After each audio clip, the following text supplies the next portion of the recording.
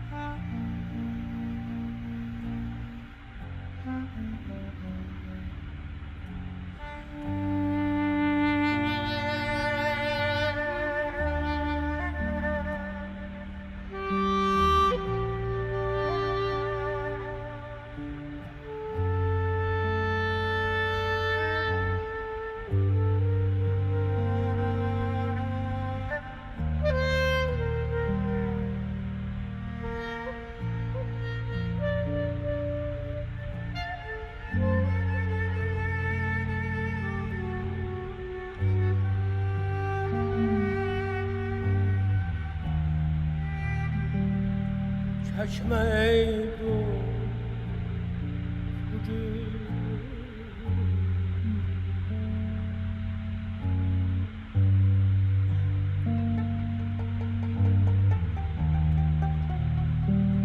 چشمه دوست بجون دامن صحرای منی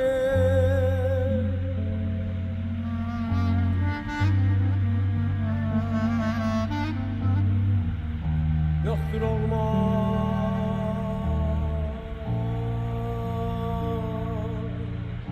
aparma bu tamaşaya məni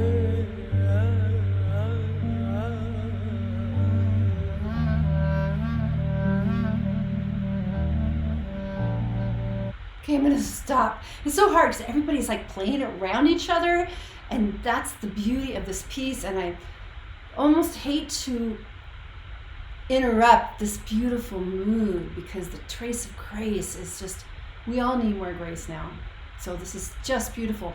But what I'm seeing, of course, the singer is sublime, and I always get really insecure when I do reactions to Pakistani music or music from this part of the world because I just don't have very much training, like none, about this type of music because I'm Western trained in the United States, and what I've learned as a music student has been pretty much primarily European music. And I was fortunate enough to actually study jazz, which I studied on my own, so I have that training as well. And most people who go to college in the United States don't learn that either. So, but what I'm seeing in this performance is this seems to be what I call fusion, is there's definitely a lot of jazz elements in this, and there's a lot of improvisation with Alim, the singer. He sings a phrase and then that clarinetist is just duplicating it, and that's what a lot of jazz musicians do, is they play off of each other, and there's this riff that is passing along. The bass player actually recorded it and it made a loop, and now he has another instrument. But it's interesting to see how this is what's great about live music and live musicians that have the skill set to really interact with each other. And if you notice, they're looking at each other a lot, because that's how it works, is that you are almost spiritually tuning into them and you're watching them, so you can create this kind of mosaic effect of the music. So I'm going to keep listening and just watching everybody's, and I have that jazz background, but yeah, the singer, and also Alim, I can see that he is coming from that very inward place. His eyes have been closed almost constantly, tuning into that emotional expression. So keep going.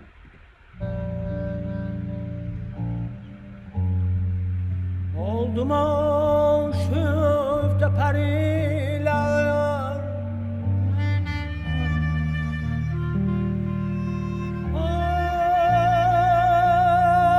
oldum aşıfte periler,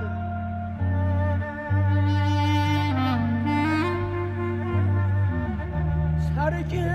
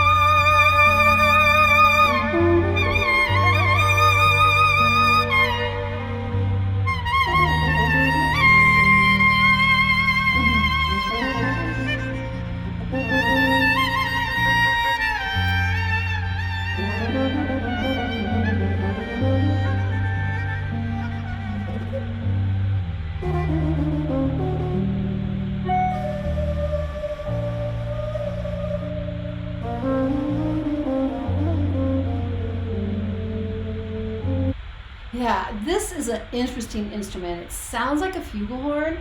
I've never really seen anything like that. It's obviously a brass instrument, but such beautiful playing, so I just had to comment on that.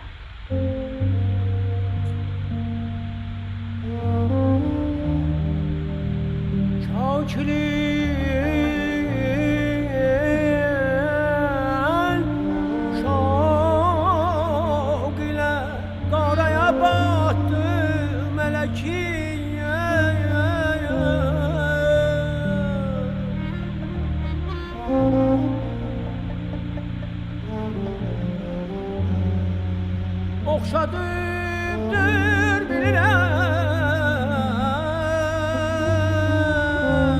Kəbə-i Hülyaya məni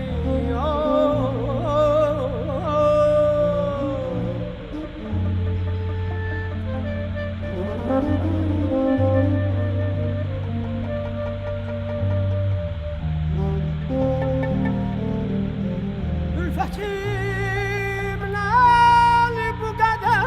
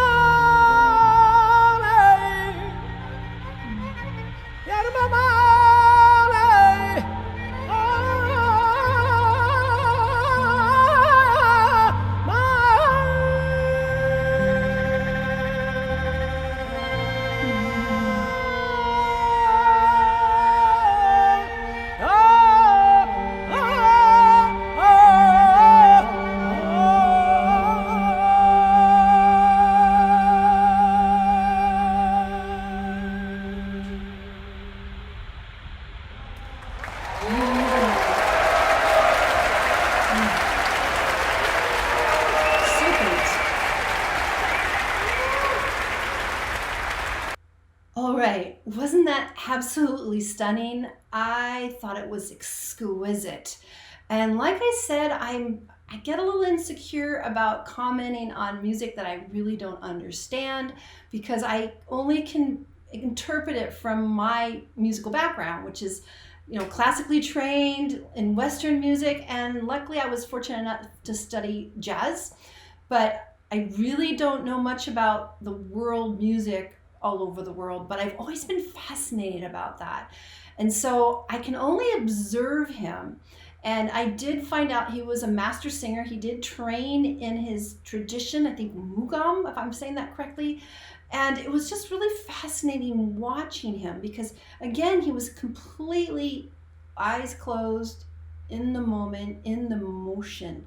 And then it's almost like the spirit moved through him to sing and experience it. Now, I'm just guessing that the music is, again, somewhat improvised through the moment. Like there weren't any sheet music to say you're going to sing these exact notes at these exact times. And that's why I think it worked really well with the other instrumentalists, because it did remind me of jazz, as far as the singer Alim would sing a phrase and then the clarinetist would kind of mirror it. And that's what a lot of jazz musicians do when they work together. They play off each other. They listen, they watch. Someone starts a theme, the other person starts a theme. So sometimes they're going to be doing that mirroring reaction, and other times they're going to be, doing little riffs around the music. So it's call and response, but also, doing little fills that basically are kind of supporting the music. So it was really hard to actually even make some changes and stops, because there was so much interlayers, and all the instrumentals were incredible. And it was really interesting how the bass player, was playing that really slow groove, and then he must have made a recording of it, like a layer, and then that instrument, that serpent is what it was called, it sounded like a flugelhorn. Obviously it was a brass instrument, but something that is you just don't see every day. And then the guy on my side, at the very far right, it sounded like a violin, but it didn't look like a violin, but it sounded like one. So it was like maybe a folk version, a similar version. So let's talk about Alim. I'm just going to try to speak from my own perspective, is that the music seemed very inner focused, like this, the touch of grace. I want to say touch of grace, but the trace of grace is allowing the grace, the moment of this divinity to inspire you. And it's not something that you can grab, it's something that comes down. It just is, it's a passive feeling. And so feeling that, so he used his mouth and, shape things. And there was that one moment in time where he had this super high note, and it just gave me shivers, because it was just like, the ecstasy of grace, of being in this beautiful moment in time and aligned with that spirituality. And you guys that have been following me for a while, you know that's my heart, is how music and spirituality come together to create this beautiful peace. I mean, the music creates the grace, and hopefully the grace is going to come from all over the world, because all of humanity wants grace. They all want peace. They all want to feel safe in this world, in this beautiful planet that's meant to be a garden planet. And we are going into a time where we're cleaning house. And so what's important is to feel the grace, and we have great artists like Alim that can bring us to this beautiful place of grace. And so unfortunately I can't really speak to his technique and how he does it, just the feeling that I get as he sings, the passion, the inner focus. And then all those instrumentalists were just sublime in supporting that very beautiful concert. Looked like it was this, big stone church or mosque. It's absolutely beautiful. So thank you so much for suggesting this. I think this is a really peaceful and beautiful expression that I know I'll turn to again and again. All right. If you like this music and this kind of fusion and music from that part of the world, please subscribe and click on the bell so you get notified of all my reactions. And I'm super open to more of this type of music, especially from Alim. And anything that can maybe help me understand the music a bit more, I would really appreciate it if you could leave those in the comments or send me a message. And also I want to thank you for the likes, shares, and subscribes. I so appreciate it. I also want to let you guys know that I am teaching voice in this shutdown and piano as well.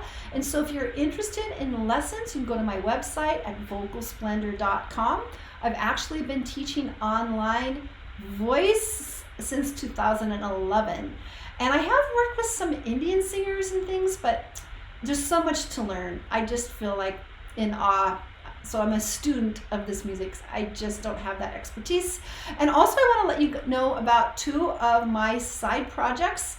I have two Facebook groups that are free for my two projects. The first one is Creative Soul Alignment, and it's a group I created for artists of all times, singers, musicians, poets, crafters, and also people that are interested in spirituality. It's exactly what this song is about, is the craft of music combined with the spirituality of the moment. And so that's a Facebook group called Creative Soul Alignment. And then I have a new project which is called YouTube Success Strategies. And that's like the other side of me coaching people to succeed in YouTube, because that was my experience. I had no idea it would happen, but I created my YouTube channel and it's now grown to 45,000 subscribers, and I want to help others get the results that I've gotten to grow their YouTube channel and get clients from that. And that's called YouTube Success Strategies, and you can find all the information below in the description. All right, take care, and I hope you have a great day. Bye.